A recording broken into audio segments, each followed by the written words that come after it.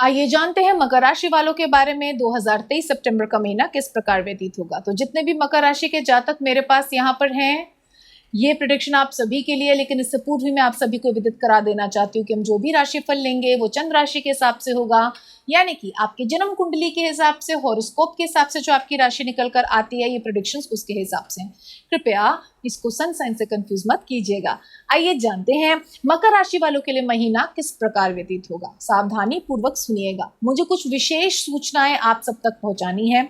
मकर राशि वालों के लिए महीना थोड़ा सा आसपास एनवायरनमेंट में लड़ाई झगड़ा तनाव इस प्रकार का व्यतीत होगा। सबसे पहले हम चलते हैं मैरिड अनमैरिड कपल्स में, तो हम देखते हैं कि मैरिड अनमैरिड कपल्स के बीच में तनाव हो, सेपरेशन हो, ऐसे योग बन रहे हैं। प्लीज थोड़ा सा अपने धैर्य को धारण करें, अपने पेशेंस को उभार कर लेकर आए बाहर और उस पेशेंस रूपी वर्च्यू को अपनाकर इस विपत्ति को पार कर जाएं। शांत रहें। आपको ऐसा लगेगा कि आपका पार्टनर आपको अननेसेसरी ब्लेम कर रहा है चीजों के लिए। आपको ऐसा लग सकता है कि अननेसेसरी बहुत सारी चीजों के लिए आपको वो जिम्मेदार ठहरा रहे हैं और बार बार आपको ताना दे रहे हैं, आपको गलत बोल रहे हैं। आप कोशिश कर रहे हैं अपनी सफाई देने की, लेकिन आपका पार्टनर नहीं समझ पा रहा है। ये महीना ही कुछ ऐसा है। तो उस वक्त मत समझाइएगा, जब चीजें उनका क्रोध शांत हो जाए तो एक बार जाकर आप बोल सकते हैं या मैसेज कर सकते हैं कि आपने जो मुझे सारी चीजें बोली वो वास्तविक तौर पे ऐसी थी, मेरा अपराध नहीं था।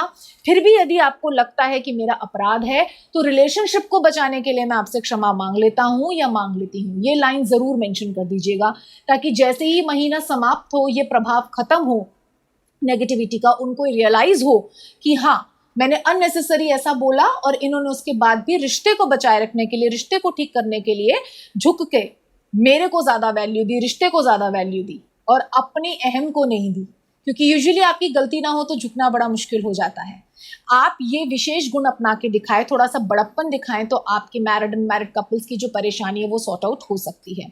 अब हम आ जाते हैं बिजनेस और जॉब वालों की तरफ। तो हम देखते हैं कि पार्टनर्स के बीच में मतभेद, पार्टनरशिप टूटने के योग बने हुए हैं। अगर आप कोई बिजनेस रन कर रहे हैं और उसमें आपके पार्टनर्स हैं, तो ऐसा कुछ होगा कि आप पे गलत इल्जाम लगेगा, पार्टनरशिप डिसॉल्व होने के या आपको कंपनी से बाहर निकालने के या पार्टनरशिप तोड़ने के योग बन जाएंगे।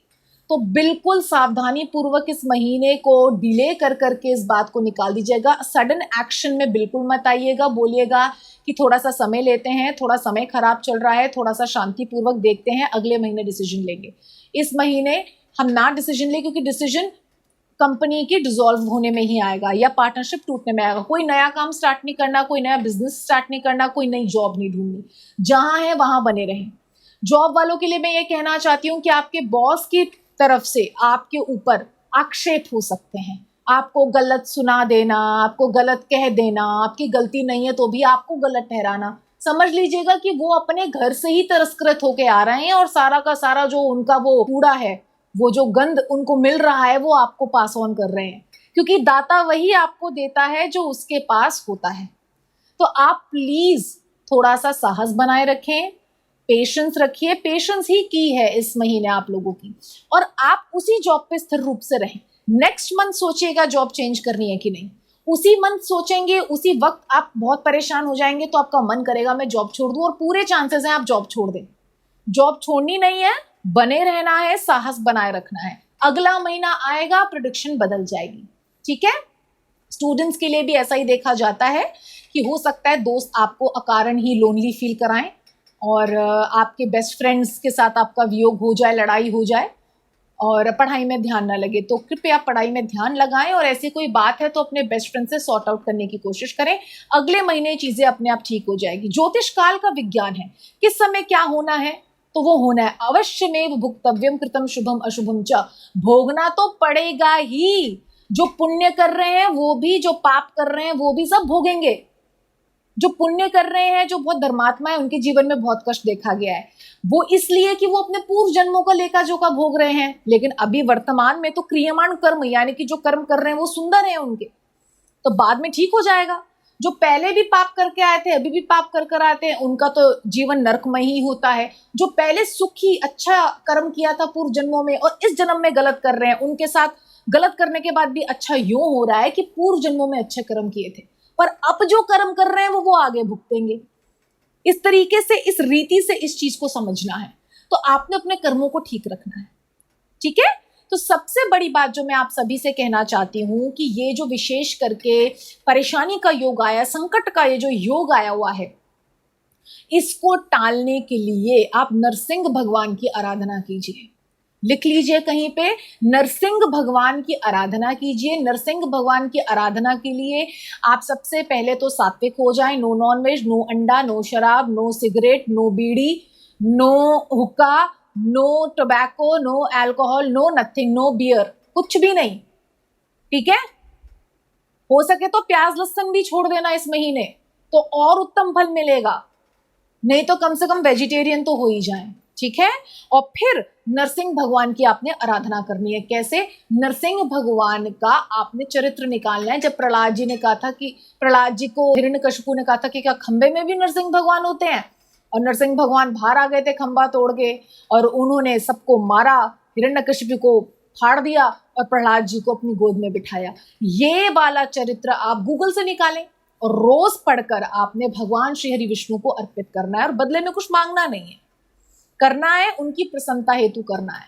और एक चीज लास्ट में बोल दीजिएगा कि मेरे जीवन पे अपनी दृष्टि रखें, मेरे पे अपनी दृष्टि रखें, देखिए जीवन में क्या चल रहा है, हो सके तो अपने प्रेम से रक्षण कीजिए, दैट्स ऑल। मांगना कुछ नहीं है। बोलो मैं आपका निज जन हो जाऊं, जैसे प्रहलाद जी आपके निज जन थे ना, वैसे मैं भी आपका निज जन हो जाऊं और आप मेरी रक्षा करें, दैट्स ऑल। आप प्रसन्न हो जाइए। आप अगर मेरे पे प्रसन्न है तो ऑटोमेटिकली समझ लीजिए सारी चीजें, परेशानियां खत्म, ठीक है।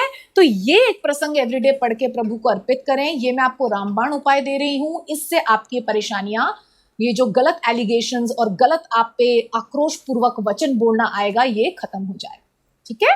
अब हम चलते हैं रोगों की तरफ। तो रोग मानसिक है, इमोशनली बहुत डाउन है आप इस महीने, इमोशनली बहुत वीक फील कर रहे हैं। तो कोशिश करिए, आप जिस एनवायरनमेंट में सबसे ज्यादा रहते हैं, यदि आप कर्म क्षेत्र में सबसे ज्यादा रहते हैं, तो ये वहां के जो लोग हैं आपके साथ गलत आचार व्यवहार कर रहे हैं, तो कोशिश करना है समय निकाल के कुछ ऐसे लोगों का संग करें जहां जाके आपको शांति मिलती है। चाहे आपको आधे घंटे के लिए जाना पड़े, चाहे रोज इस महीने जाना पड़े, आप जाएं, चाहे फोन पे बात करनी पड़े।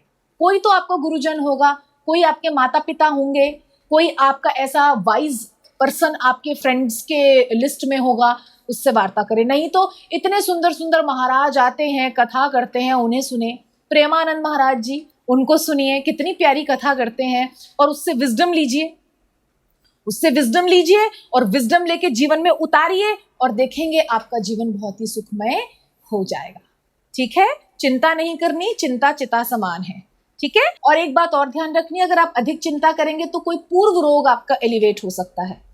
जो पूर्व जीवन में कोई रोग था वो एलिवेट हो सकता है, इसलिए चिंता नहीं करनी है, ठीक है। प्रभु पे छोड़ दीजिएगा, सब कुछ अच्छा होगा। चलते हैं आगे और देखते हैं आपके लिए लकी कलर कौन सा है। तो लकी कलर निस्संदेह रूप से निकल कर आ रहा है आपके लिए व्हाइट एंड ब्लू। तो व्हाइट एंड ब्लू कलर के कपड़े आप प्रभु को पहना सकते हैं, श्रृंगार करके उनकी पूजा कर सकते हैं, ऐसे पुष्प चढ़ा सकते हैं, उस तरीके से रंगों को चरितार्थ कर सकते हैं। तो आशा है ये महीना नरसिंह भगवान की कृपा से अति शुभ व्यतीत होगा और सारे पापों का संहार होगा, और आपके जीवन में दुख खटके सुख का बहुत बड़ा साम्राज्य छा जाए। धन्यवाद।